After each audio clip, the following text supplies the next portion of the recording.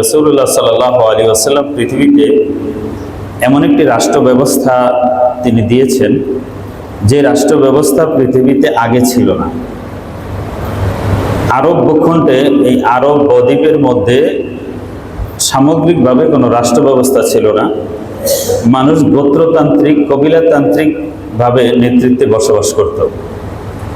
এক এক গোত্রের এক এক লিডার, নেতা থাকতো, সেই নেতার নেতৃত্বে তারা চলতো। তিনি বিচার ব্যবস্থা, শাসন ব্যবস্থা পরিচালিত করতেন। অপরদিকে পৃথিবীর অন্যান্য অঞ্চলে, চায়নায়, পারস্যে, মিশরে, রোমে রাষ্ট্র ব্যবস্থা ছিল। সেখানে রাষ্ট্র ব্যবস্থাগুলোও ছিল বংশতান্ত্রিক। রাজা যাহা বলিবে তাহাই আইন হিসেবে গণ্য হইবে, এমন একটা অবস্থা। রাজার জন্য কোনো আইন ছিল না।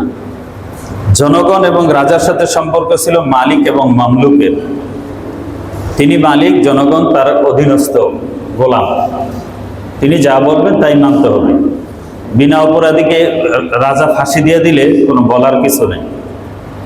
কিন্তু রাসূলুল্লাহ সাল্লাল্লাহু আলাইহি ওয়াসাল্লাম এমন একটা রাষ্ট্র ব্যবস্থা দিলেন যেখানে জনগণের পরামর্শের সুযোগ আছে। সরকার প্রধানও একটা আইনের অধীনে থাকবেন, তার মধ্যেও জবাবদিহিতা থাকবে এবং তিনি আইনের অনুশাসন মেনে চলবেন। এভাবে আইন ও ন্যায্যতার একটা শাসন ব্যবস্থা রাসূলুল্লাহ সাল্লাল্লাহু আলাইহি ওয়াসাল্লাম প্রতিষ্ঠা করেছিলেন। এই জন্য কোরআন শরীফে একটা সূরার নাম আছে সূরাতুশ শূরা, অর্থাৎ পরামর্শের সূরা। হুজুর আকরাম সাল্লাল্লাহু আলাইহি ওয়াসাল্লাম সাহাবায়ে কেরামের সাথে পরামর্শ করতেন। আমরুহুম শূরা বাইনাহুম, মুসলমানদের কার্যকলাপগুলো সিদ্ধান্ত হতে পরামর্শের মাধ্যমে। তিনি নবী, তিনি এককভাবে সিদ্ধান্ত নেওয়ার ক্ষমতা রাখেন। তারপরে আল্লাহ পাক রব্বুল আলামিন মশওয়ারা করার নির্দেশ দিয়েছেন। মশওয়ারা করা, অ্যাসেম্বলি, এই নামে একটা সূরা নাযিল হয়েছে কোরআন শরীফে। যিনি প্রধান থাকবেন তিনি পরামর্শ করবেন, জনগণের পরামর্শ ভিত্তিতে রাষ্ট্র পরিচালনা করবেন। তার মনের ইচ্ছাই সব হবে না। আল্লাহ পাক রব্বুল আলামিন স্পষ্ট বলে দিয়েছেন, ওমা ইয়ানতিকু আনিল হাওয়া। মুহাম্মদ সেই ব্যক্তি যিনি তার প্রবৃত্তির তাড়নায় কথা বলেন না। ইন হুয়া ইল্লা ওয়াহয়ুন ইউহা। আল্লাহর পক্ষ থেকে প্রত্যাদেশ না পেয়ে, মূল মালিকের কাছ থেকে আদেশ না পেয়ে তিনি যখন মন চায় যাই কিছু বলবেন, এমনটা তিনি করেন না। তো মুহাম্মদ সাল্লাল্লাহু আলাইহি ওয়াসাল্লাম যিনি শাসক, তিনিও একটা আইনের অধীনে চলেন, আবার তিনি তার অধীনস্থদের কাছ থেকে পরামর্শ করেন। এমন একটা পরামর্শ ভিত্তিক রাষ্ট্র ব্যবস্থা নবী পাক সাল্লাল্লাহু আলাইহি ওয়াসাল্লাম পৃথিবীবাসীকে নতুন করে উপহার দিয়েছেন, যেটা আরবে নয়, সারা বিশ্বেও এটার চর্চা ছিল না। তো রাসূলুল্লাহ সাল্লাল্লাহু আলাইহি ওয়াসাল্লাম ইন্তেকালের পরে উনি চাইলে একজনকে খলিফা হিসেবে মনোনয়ন দিয়ে যেতে পারতেন, কিন্তু সেটা তিনি করেন নাই। কেন করেন নাই? এই যে মুসলমানদের সাধারণ মানুষের পরামর্শের ভিত্তিতে সরকার গঠিত হবে, এই বিষয়টাকে প্রাতিষ্ঠানিক রূপ দেওয়ার জন্য রাসূল সাল্লাল্লাহু আলাইহি ওয়াসাল্লাম তিনি তার নবুয়তি নির্দেশে, শাসক হিসাবে নির্দেশে পরবর্তী খলিফা নির্দেশ করে যান নাই। তিনি যদি সেটা নির্দেশ করে যেতেন তাহলে পরামর্শের ভিত্তিতে খলিফা নির্বাচিত হবে, এই বিষয়টা প্র্যাকটিক্যাল হতো না, নবীর নির্দেশে হয়ে যেত। আর নবী যদি কাউকে নির্ধারিত করে দিয়ে যায়, তার থেকে খেলাফত ছিনিয়ে নেওয়ার কোনো সুযোগও থাকতো না। অথচ ইসলামী সিস্টেমে শূরা কমিটি যারা থাকবেন, সর্বোচ্চ কমিটি, তারা আমির বা শাসকের যদি ইসলাম বিরোধী বা আইন বিরোধী কার্যকলাপ দেখেন, শূরা এই আমিরকে বরখাস্ত করতে পারে। রাসূল দিয়ে গেলে তো সেটা সম্ভব না। আপনারা জানেন যে মক্কা বিজয়ের পরে ওসমান ইবনে তালহা রাদিয়াল্লাহু তাআলা আনহুর বংশের কাছে হুজুর সাল্লাল্লাহু আলাইহি ওয়াসাল্লাম কাবা ঘরের চাবিটা দিয়েছেন। আজও পর্যন্ত ওই বংশের কাছেই চাবিটা আছে। রাসূল যে চাবি যাকে দিয়েছেন তার থেকে নেওয়ার সাধ্য সাহস কার আছে বলে? পরবর্তী কোনো শাসক, কোনো রাজা বাদশা এটা সাহস করে নেই যে নবী যাদেরকে দিয়ে গেছেন তাদের থেকে আমরা চাবিটা নিয়ে যাব। সেটা করা সম্ভব হয়নি, এটা আসলে সম্ভব না। এটাই আদব, এটাই সিস্টেম। আজও পর্যন্ত ওই বংশের কাছেই আছে। তো হুজুর আকরাম সাল্লাল্লাহু আলাইহি ওয়াসাল্লাম কাউকে নির্দেশ করে গেলে তাদের থেকে খেলাফত ছিনিয়ে নেওয়া তো সম্ভব হতো না। আর সর্বযুগে ওই বংশে উপযুক্ত ব্যক্তি তৈরি হবে, এটাও অনেক সময় বাস্তবসম্মত নাও হতে পারে। হুজুর আকরাম সাল্লাল্লাহু আলাইহি ওয়াসাল্লাম কোনো ব্যক্তিকে নির্দেশ করে যাননি, কিন্তু বিভিন্নভাবে আবু বকর রাদিয়াল্লাহু তাআলা আনহুর খেলাফতের প্রতি তিনি ইঙ্গিত করেছেন। কারণ ইসলামী নিয়মে যিনি শাসক হন তিনি আবার প্রধান মসজিদের ইমামও হন। নবী করিম সাল্লাল্লাহু আলাইহি ওয়াসাল্লাম তিনি নবী ছিলেন, শাসক ছিলেন, যুদ্ধের সেনাপতি ছিলেন, আবার মসজিদের নবীর ইমামও ছিলেন। হুজুর সাল্লাল্লাহু আলাইহি ওয়াসাল্লামের অসুস্থতার সময়ে আবু বকর রাদিয়াল্লাহু তাআলা আনহুকে ইমামতির দায়িত্ব দিয়েছেন। মরু আবা বকরিন ফালিউসাল্লি বিন-নাস, আবু বকরকে আদেশ দাও সে যেন মানুষকে দিয়ে নামাজ পড়ায়। হুজুর সাল্লাল্লাহু আলাইহি ওয়াসাল্লাম এক ওয়াক্ত নামাজ আবু বকর রাদিয়াল্লাহু তাআলা আনহুর পিছনে পড়েছেন। এভাবে আরো বিভিন্ন হাদিস আছে, ওইদিকে বেশি লম্বা করলে আলোচনা এগোনো যাবে না। আবু বকর রাদিয়াল্লাহু তাআলা আনহুর খেলাফতের প্রতি রাসূল সাল্লাল্লাহু আলাইহি ওয়াসাল্লামের পক্ষ থেকে ইঙ্গিত ছিল। সেই ইঙ্গিতের প্রতি ধারাবাহিকতা রক্ষা করে সাহাবায়ে কেরামের পরামর্শে সাকিফায়ে বনি সাআদে বসে হুজুর সাল্লাল্লাহু আলাইহি ওয়াসাল্লামের ইন্তেকালের পরে দাফনের আগেই আবু বকর রাদিয়াল্লাহু তাআলা আনহুকে খলিফা হিসেবে সাহাবায়ে কেরাম নির্বাচন করলেন, নির্ধারণ করলেন। সবাই তার হাতে বায়াত গ্রহণ করলেন। এভাবে রাসূলের পরে প্রথম খলিফা আবু বকর রাদিয়াল্লাহু তাআলা আনহুর খেলাফত নিশ্চিত হয়। আবু বকর রাদিয়াল্লাহু তাআলা আনহু ওমর রাদিয়াল্লাহু তাআলা আনহুর প্রতিও রাসূল সাল্লাল্লাহু আলাইহি ওয়াসাল্লামের বিভিন্ন নির্দেশ ছিল। হুজুর সাল্লাল্লাহু আলাইহি ওয়াসাল্লাম বলেছেন, লাউ কানা বা'দি নাবিয়্যুন লাকানা ওমর, আমার পরে কেউ নবী হলে ওমর হতো। হুজুর সাল্লাল্লাহু আলাইহি ওয়াসাল্লাম বলেছেন, ফাক্তাদু বিল্লাযাইনি ওয়া আশারা ইলা আবি বকরিন ওয়া ওমর, আমার পরে এই দুইজনের তোমরা অনুসরণ করবে।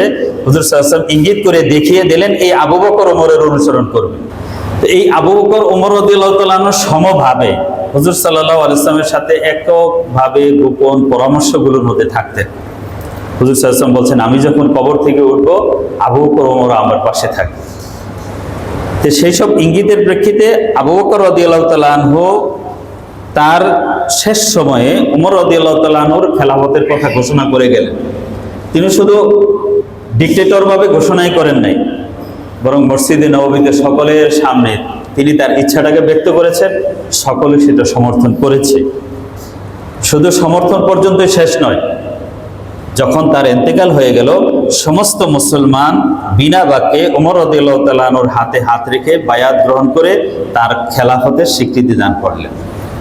এভাবে দ্বিতীয় খলিফা নির্বাচিত হল।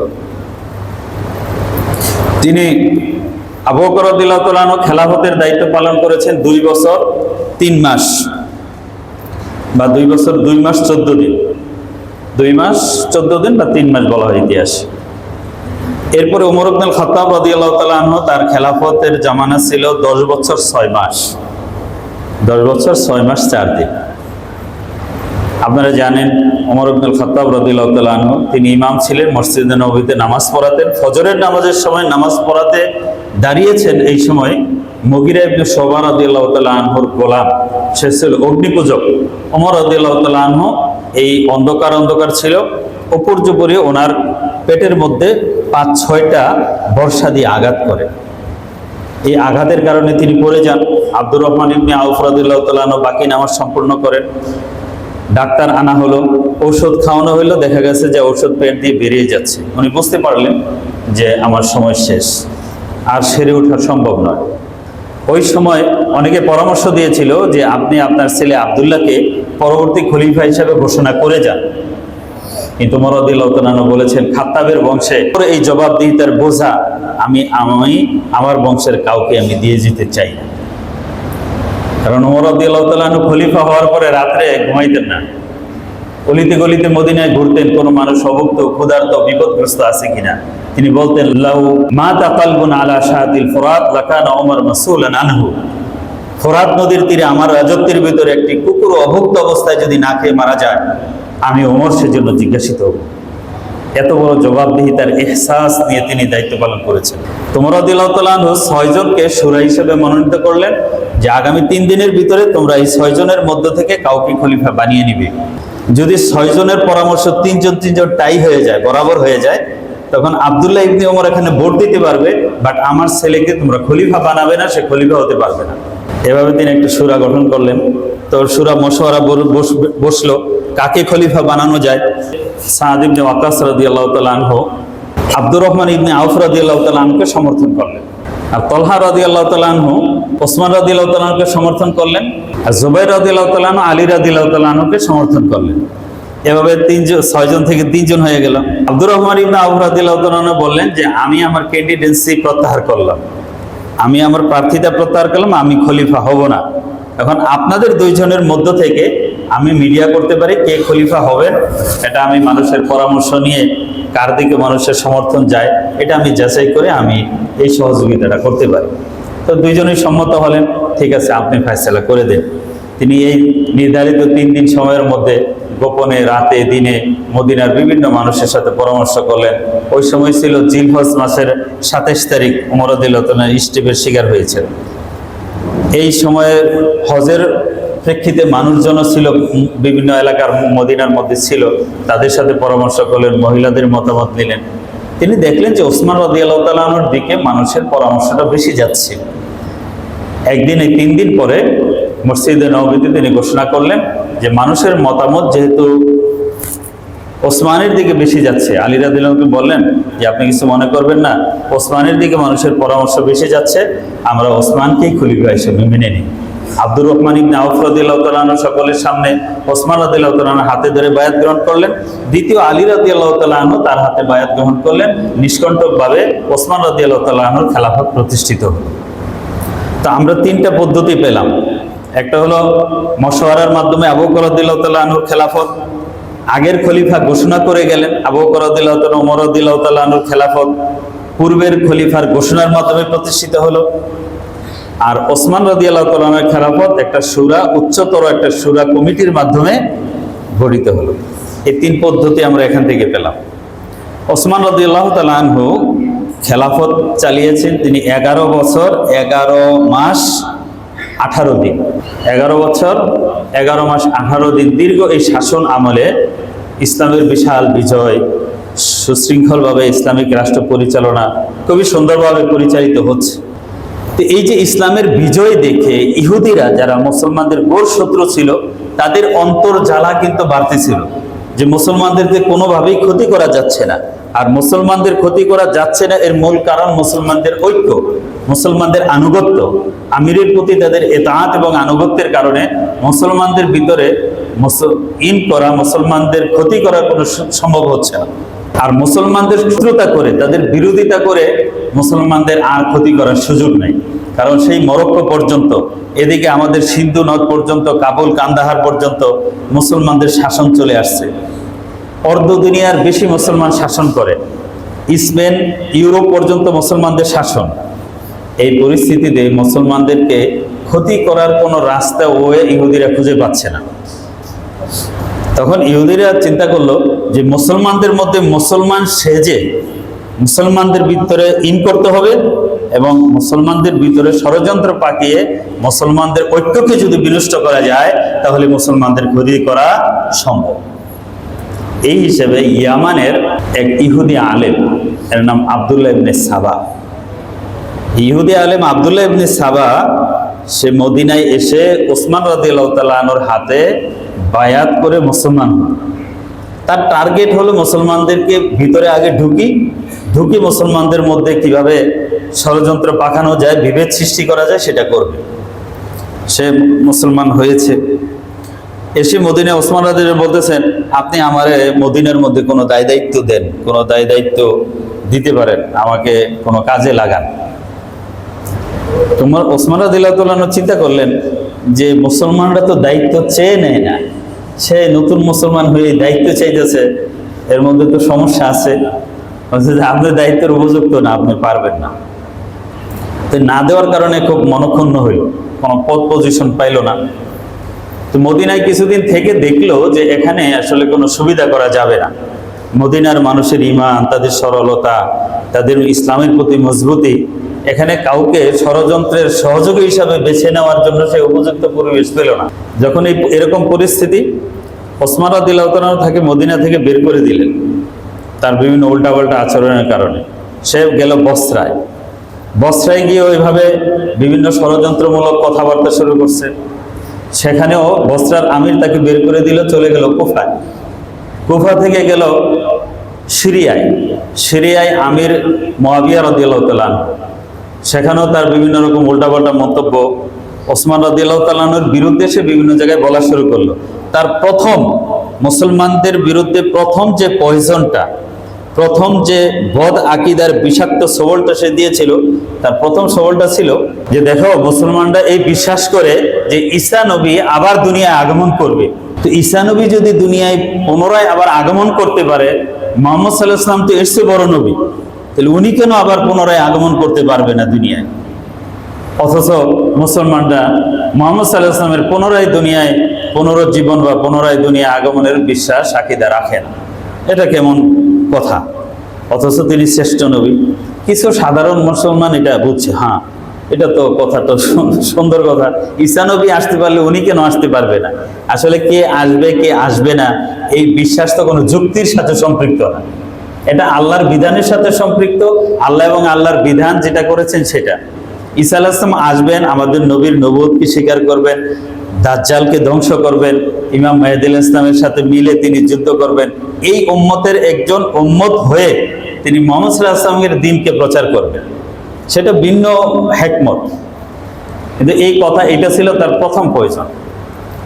এরপরে সে ওসমান রাদিয়াল্লাহু তাআলার বিরুদ্ধে বিভিন্ন জায়গায় বলা শুরু করলো, ওসমান কেন খেলাফত করবে? আলী তো রসুলের বংশধর, আলী রসুলের জামাতা, তার চাচাতো ভাই, রসুলের ওসি হিসেবে সে হবে। প্রত্যেক নবীর একটা ওসি থাকে, সেই ওসি নবীর পরে খলিফা হয়, আর সেই ওসি তো আলী হওয়ার কথা, ওসমান কেন হবে?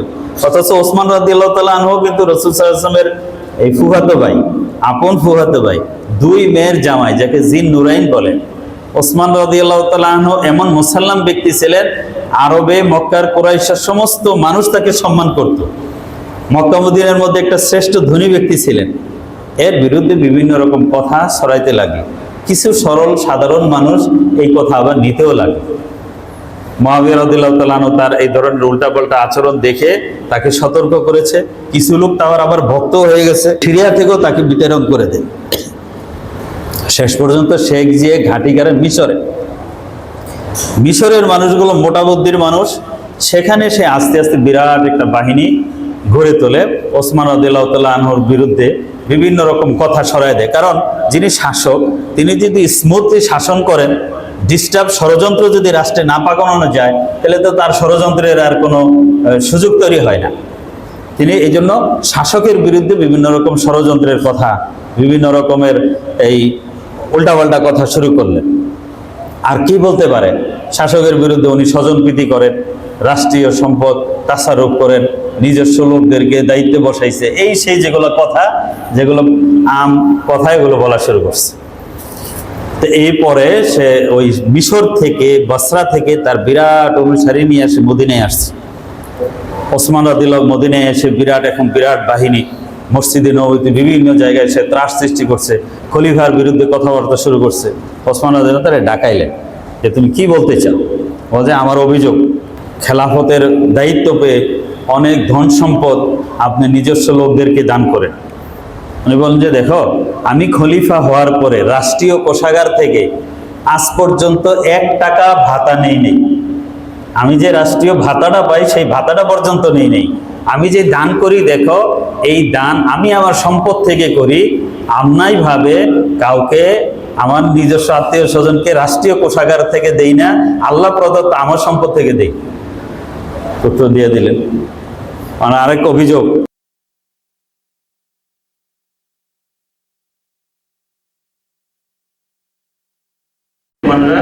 জুমার নামাজ, ঈদের নামাজ, জিহাদের হুকুম, রাষ্ট্রীয় যে অবকাঠামোগুলো, সেগুলো তৈরি করা শুরু করেছিল। বক্তি জিন্দিগিটা পাই। আর ইসলাম এসেছে ইসলামকে বিজয়ী করার জন্য, লিউযহিরাহু আলা দীনি কুল্লি, সমস্ত ধর্মের উপর ইসলাম বিজয়ী হবে, এই জন্যই ইসলাম পৃথিবীতে এসেছে। মদিনায় এসে রাসূল সাল্লাল্লাহু আলাইহি ওয়াসাল্লাম সেই বিজয়ের আসনে ইসলামকে প্রতিষ্ঠিত করেছে। ওসমান রাদিয়াল্লাহু তাআলা আনহু শাহাদাতের খবর চতুর্দিকে ছড়িয়ে পড়ল। মদিনার সমস্ত মানুষ প্রচেষ্ট হয়ে গেল, কি ঘটনা ঘটনা। তালহা রাদিয়াল্লাহু তাআলা আনহু, জুবাইর রাদিয়াল্লাহু তাআলা আনহু, তারাও আশারায়ে মুবাশশারা, তারাও সিনিয়র সাহাবী, 10 জন সুসংবাদ প্রাপ্তদের মধ্যে ওনারা মক্কায় গেলেন যে এই মদিনার এই অবস্থা জানানোর জন্য। আমাদের আয়েশা রাদিয়াল্লাহু তাআলা আনহা তখন মদিনায় আসতেছিলেন হজ শেষ করে, তিনি আবার মক্কায় ফিরে গেলেন। সবার সাথে পরামর্শ করলেন কি করা যায়। এই সমস্যার উৎপত্তি কোথায়? সমস্যার উৎপত্তি বাসরা থেকে। চলো আমরা সেখানে যাই, সেখানে গিয়ে পরামর্শ হবে ওসমান হত্যার বিচার আমরা কিভাবে করতে পারি। মদিনায় তো ত্রাসের রাজত্ব চলছে, তিনি সেখানে সাহাবায়ে কেরামকে নিয়ে গেলেন সেই বসরা। আলী রাদিয়াল্লাহু তাআলা এখন বিদ্রোহীরা বলতেছে আপনি খলিফা হন, তিনি বলতেছেন জারুনি, আমাকে ছাড়ো, দাউনি, আমাকে বাদ দাও, অন্য লোক খুঁজে নাও। অন্তমি সুগাইরি, তোমরা অন্য লোক খোঁজো, আমার এই বোঝা দিও না, আমি নিতে পারবো না। কিন্তু সিরিয়ার সাহাবীরা পরামর্শ দিলেন যে আপনি যদি এখন দায়িত্ব না নেন, বিদ্রোহীরা ক্ষমতায় বসে যাবে, আর এরা যদি বসে যায় তাহলে পরিস্থিতি আরো খারাপ হবে। ওই সময় আলী রাদিয়াল্লাহু তাআলা আনহু বাধ্য হয়ে এই মুসলমানদের কল্যাণের সাথে দায়িত্ব নিলেন। ওই মদিনায় যারা উপস্থিত ছিল সবাই আলী রাদিয়াল্লাহু তাআলা আনহুর হাতে বায়াত নিলেন। আলী রাদিয়াল্লাহু তাআলা যখন খবর পেলেন যে আমাদের আয়েশা সহ তলহা, জুবাইর ওনারা বসরার দিকে যাচ্ছে, তিনি চিন্তা করলেন যে আমিও সেখানে যাই, সেখানে যে পরামর্শ করি যে কি করা যায়। ওইখানে ওনারা একমত হলেন যে ওসমানের হত্যার প্রতিশোধ আগে নিতে হবে রাদিয়াল্লাহু তাআলা।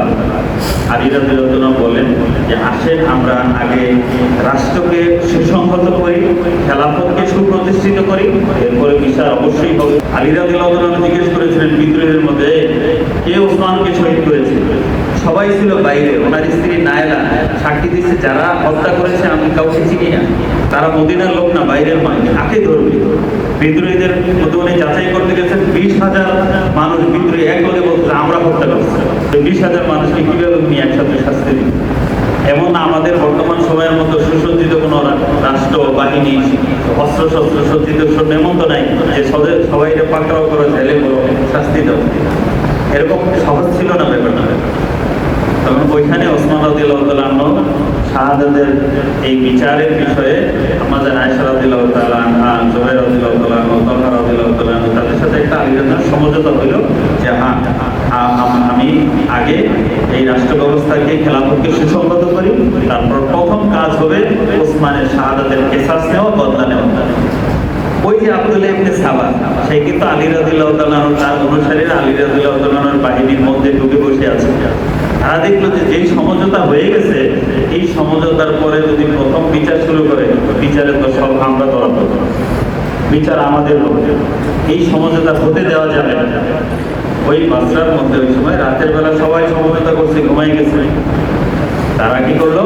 রাতের বেলা দুই শিবিরের মধ্যেই রাতের বেলা গভীর অন্ধকারে আক্রমণ করে দিয়েছে। যে আক্রমণ হয়েছে ওই সময় আয়েশা রাদিয়াল্লাহু তাআলা আনহার দল মনে করে কি আলী তাহলে এই কাজটা করলো, গাদ্দারি করলো, উনি কি এই শান্তি চুক্তি ভঙ্গ করলো? স্বাভাবিকভাবে প্রতিপক্ষের প্রতি তো ধারণাটা যায় না, ইনি এই কাজ করতে পারলো। আবার আলী রাদিয়াল্লাহু তাআলা আনহার দল চিন্তা করলো যে আমরা তো আক্রমণ করিনি, তাদের উপর আক্রমণটা করলো কেন? আবার তারাও যে আমাদের উপর আক্রমণ করলো, তারা কি চুক্তি ভঙ্গ করে আক্রমণ করলো? এই দ্বিধাদ্বন্দ্বের মধ্যে যে আক্রমণ করছে, প্রতিরোধ শুরু হয়েছে, এই ধুলাই অন্ধকার, এই যুদ্ধ শুরু হয়েছে। এই দলকে এই দল প্রতিরোধ করে, এই দলকে ওই দল প্রতিরোধ করে। এই অবস্থার মধ্যে প্রায় 10 থেকে 20,000 সাহাবায়ে কেরাম এই যুদ্ধকে বলে জঙ্গে জামাল, এই জঙ্গে জামালে শাহাদাত বরণ। তলহা রাদিয়াল্লাহু তাআলা, জুবাইর রাদিয়াল্লাহু তাআলার মতো ব্যক্তি আলী রাদিয়াল্লাহু যখন বুঝাইলেন, বললেন যে আমি কোনো পক্ষে যুদ্ধ করবো না। উনি ফিরে যাচ্ছেন, ওই সময় বিদ্রোহীরা তাকে তীর মেরে এই দুইজন আশারে মুবাশশারাকেও শহীদ করে দিল। যেহেতু আমাদের আয়েশা রাদিয়াল্লাহু তাআলা না ওটের পিছনে সাওয়ার ছিলেন, এই জন্য এই যুদ্ধকে বলে জঙ্গে জামাল। জামাল মানে ওট, ওটের যুদ্ধ। এদিকে ওই সময় মুআবিয়া রাদিয়াল্লাহু তাআলা সিরিয়া থেকে এসে বসরায় আমাদের আয়েশার সাথে যোগ দিয়েছেন যে আমরা সবাই ওসমান হত্যার বিচার চাই। সমঝোতা হয়েছে কিন্তু সমঝোতাটা হতে দিল না। তা আলী রাদিয়াল্লাহু তাআলা আনহুর পক্ষে মিশর এবং সিরিয়া ছাড়া অন্যান্য অঞ্চল, ইয়ামান, বাহরান, মক্কা, এই সব মদিনা, সব অঞ্চলের গভর্নররা আলী রাদিয়াল্লাহু তাআলা আনহুর খেলাফতকে মেনে নিলেন। তো সিরিয়ায় যেহেতু ওসমান মুআবিয়া রাদিয়াল্লাহু তাআলা আনহু দীর্ঘদিন তিনি শাসক, সিরিয়ার মানুষ ওনার পক্ষ ছিলেন, সিরিয়ার মানুষ এখনো মানে। এদিকে জঙ্গে সিফিলের ঘটনা আসছে, সেটা কি সিফিন হলো ইরাক এবং সিরিয়ার মাঝামাঝি একটা জায়গা। আলী রাদিয়াল্লাহু তাআলা আনহু খেলাফতের সংস্কার হিসেবে মুআবিয়া রাদিয়াল্লাহু তাআলা আনহুকে প্রত্যাহার করেছিলেন গভর্নরের দায়িত্ব থেকে, কিন্তু সিরিয়ার মানুষ এটা মানল না যে উনি দীর্ঘদিন শাসক ছিলেন, উনি থাকি। মুআবিয়া রাদিয়াল্লাহু তাআলা আনহু সহ সিরিয়ার মানুষ যখন এই ওনার এই প্রত্যাহারের আদেশ মানে নেয়, তো ওনারা এই বিষয় নিয়ে একটা যুদ্ধ মুখোমুখি অবস্থা তৈরি করে। আলী রাদিয়াল্লাহু তাআলা আনহু এবং মুআবিয়া রাদিয়াল্লাহু তাআলা আনহুর সৈন্য সিফিনের এলাকায় মুখোমুখি হলেন। প্রায় 3 মাস জিলহজ থেকে নিয়ে সফর মাস পর্যন্ত একটা সমঝোতার আলোচনা চললো যে সমঝোতা হয় কি, কিন্তু সমঝোতা হলো না। ওই দুইজনের আইডিওলজি ভিন্ন, ইস্তেহাদি ফাঁকা। আলী রাদিয়াল্লাহু আনহু বলতেছেন আগে বায়াত গ্রহণ করেন, খেলাফতকে আমরা আগে সুসংহত করি, এরপরে বিচার হবে। ওনারা বলতেছেন না, খলিফাকে হত্যা করেছে, খলিফা হত্যার বিচার আগে হবে, এরপরে বায়াত। এই বিষয়ের মতদ্বন্দ্বের যুদ্ধ হয়ে গেল। জঙ্গে সিফিনে বিশাল মানুষ শহীদ হলো, প্রায় 70,000। আলী রাদিয়াল্লাহু তাআলার পক্ষে 25,000 এবং মুআবিয়া রাদিয়াল্লাহু তাআলার পক্ষে 45,000, বিশাল এক সংখ্যক। এই সময়ে প্রায় জিনিসটা মিটে যাচ্ছিল যে সামরিকভাবেই সমাধান হয়ে যাবে। আমর ইবনে আস রাদিয়াল্লাহু তাআলা আনহু একটা বুদ্ধি পলিসি করলেন যে বর্ষার উপরে সিরিয়ার মধ্যে সবচেয়ে বড় কোরআন শরীফের যে নুসখা ছিল সেটা, যার যার কাছে কোরআন শরীফ আছে সেটা উঁচু করে বলে যে ইনিল হুকমু ইল্লা লিল্লাহ, যে আল্লাহ এই কোরআন ফয়সালা করবেন। হাযাল কোরআন ইয়াহকুমু বাইনানা ওয়া বাইনাকুম, এই কোরআন আমাদের আপনাদের মাঝে ফয়সালা করবে। যখন কোরআন ফয়সালা করবে বলছে, আলী রাদিয়াল্লাহু আনহুর পক্ষে লোকটা থেমে গেল। কোরআনের ফয়সালারে মানতে চায়, তবে সমঝোতা চাইলে তো সমঝোতা করা উচিত। আলী রাদিয়াল্লাহু তাআলা বলছিলেন যে এটা একটা ষড়যন্ত্র, যেহেতু তারা খেলতে যাচ্ছে এই জন্য এটা কৌশল করে। আলী রাদিয়াল্লাহু বলেন যে না, যুদ্ধ থামানো যাবে না, যেহেতু যুদ্ধের মধ্যে আসলো 3 মাস সমঝোতা হলো না, সামরিকভাবেই সমাধান হবে। মালিক ইবনে আশতার আলী রাদিয়াল্লাহু তাআলার সেনাপতি, তিনিও বলেন যে যুদ্ধ থামানো যাবে না, কিন্তু ওনার আশেপাশের অন্যান্য লোকেরা বলতেছেন যে না, যুদ্ধ থামান, আমরা যুদ্ধ করবো না, যেহেতু তারা কোরআনকে সামনে এনেছে, কোরআনের মাধ্যমেই ফয়সালা হবে। এই অবস্থায় আলী রাদিয়াল্লাহু তাআলা আনহুর কথা তারা মানতেছে। তারা বললো যে আপনি যদি না মানেন তাহলে ওসমানের যে পরিণতি হয়েছে আপনারও সেই পরিণতি হবে। এই সময় আলী রাদিয়াল্লাহু তাআলা আনহু কি করবে? যুদ্ধ থামিয়ে দেওয়া হলো। ফয়সালার জন্য একটা মীমাংসা হলো যে মুআবিয়া রাদিয়াল্লাহু তাআলার পক্ষ থেকে আমর ইবনে আস রাদিয়াল্লাহু তাআলা আনহু এবং আলী রাদিয়াল্লাহু তাআলা আনহুর পক্ষে আবু মুসা আশআরী রাদিয়াল্লাহু তাআলা আনহু, এই দুইজন ফয়সালা করে যে সিদ্ধান্ত দিবেন মুসলমানের উভয় পক্ষ ওই সিদ্ধান্তই মানবে। দৌমাতুল জান্দাল নামক জায়গায়, এখানে একটা জায়গা দৌমাতুল জান্দাল, আগামী 6 মাস পরে দৌমাতুল জান্দালে এসে তারা ফয়সালা ঘোষণা করবেন, সেই ফয়সালা সবাই মেনে নিবে। এখন যুদ্ধ বন্ধ করে সবাই যার যার এলাকায় ফিরে যাবে, এটাই সিদ্ধান্ত হলো। ঠিক আছে। এই সময় আলী রাদিয়াল্লাহু তাআলা আনহুর পক্ষে যারা ছিল, ওই যে বিদ্রোহী, আবার যেহেতু সমঝোতার দিকে যাদের আবার বিদ্রোহ করে বসলো যে না, এই যে দুইজন ফয়সালকে, এই যে হাকামকে মানলো, এই তাহকিম, এই সালিসি ব্যবস্থা আমরা মানি না, ফয়সালা করবে ইনিল হুকমু ইল্লা লিল্লাহ, ফয়সালা করবে আল্লাহ, মানুষের ফয়সালা কেন? একটা ভ্রান্ত, মানে একটা ডিস্টার্ব করার, আল্লাহর ফয়সালা তো মানুষের মাধ্যমেই আসবে, তাই না? এর বলতেছে ইনিল হুকমু ইল্লা লিল্লাহ, ফয়সালা আল্লাহর হবে, মানুষের ফয়সালা আমরা কেন মানবো? আমরা এই কথা মানি না। আলী এই ফয়সালা মেনে সে ফাসিক হয়ে গেছে, নাউজুবিল্লাহ। আর মুআবিয়া আলী রাদিয়াল্লাহু তাআলা খেলাফত মানে নাই, সে কাফের। মুআবিয়া রাদিয়াল্লাহু তাআলা কাফের ফতোয়া দিল, আলী রাদিয়াল্লাহু তাআলা ফাসিক ফতোয়া দিল। এই বিদ্রোহীদের একটা বিরাট প্রায় 12,000 একদম আলাদা হয়ে গেল। হারুরা নামক এক জায়গায় গিয়ে তারা অবস্থান নিল, এই জন্য এদেরকে হারুরিও বলে, তারা হলো খারিজি। তো 6 মাস, ঠিক 6 মাস পরে হয় নাই, 7-8 মাস পরে রমজান মাসে বৈঠকটা আবার বসলো, কিন্তু বৈঠকে যে ফয়সালা হলো, এই ফয়সালার সমঝোতা আসলো। এটা বলার উদ্দেশ্য হলো যে আসলে কারবালার ঘটনাটা কোন ধারাবাহিকতায় আসছে, আলোচনা তো প্রায় 6-1টার কাছাকাছি বেজে গেছে।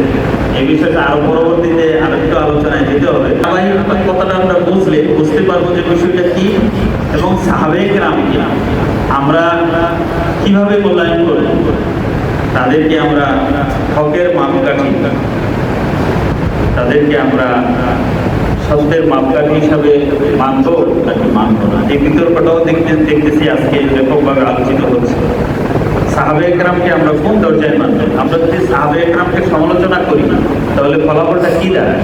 তাদের মাধ্যমে তো ইসলাম আসছে, আল্লাহর পক্ষ থেকে ওহী আসছে মুহাম্মদ সাল্লাল্লাহু আলাইহি ওয়াসাল্লামের কাছে। মুহাম্মদ সাল্লাল্লাহু আলাইহি ওয়াসাল্লাম সেই দিনের বাণীটা দিয়েছে সাহাবে একরামের কাছে, সাহাবে একরাম থেকে তাবিঈন, তাবিঈন থেকে তাবিঈন, এই ধারাবাহিকতায় আমরা ইসলাম পেয়েছি। আমরা যদি মূল গোড়ায় লাইন সংযোগটা কেটে দেই, তাহলে পরে এখানে বিদ্যুৎ থাকবে? যেহেতু তার ইসলামের মূল ব্যক্তি তারা যদি সমালোচনার পাত্র হয়ে যায়, তারা যদি অনুসরণীয় নয় এই সাব্যস্ত হয়, তাহলে টোটাল ইসলামের উপর আস্থা এবং বিশ্বাসই নষ্ট হয়। এই জন্য আহলে হক ওলামা ইকরাম বলেন as-সাহাবী কুল্লুহুম আদুল, সাহাবে ইকরাম নের মানদণ্ড, মিয়ারে হক। এখানে কেন মিয়ারে হক মানবো, আসলে মানবো কিনা, সাহাবে ইকরামদের মধ্যেও তো ব্যক্তিগত কিছু ভুল ত্রুটি আছে। এই ভুল ত্রুটির কারণে সামগ্রিকভাবে আমরা তাদেরকে মানবো, নাকি এই ব্যক্তিগত এই বিচ্ছিন্ন ত্রুটি বিচ্ছিন্নকে সামনে রেখে তাদের মানাকে আমরা প্রত্যাখ্যান করব, এই বিষয়টিও একটু গভীর জ্ঞান ও বিশ্লেষণের বিষয়। এগুলো ইনশাআল্লাহ সামনে সেগুলো আলোচনা করবো।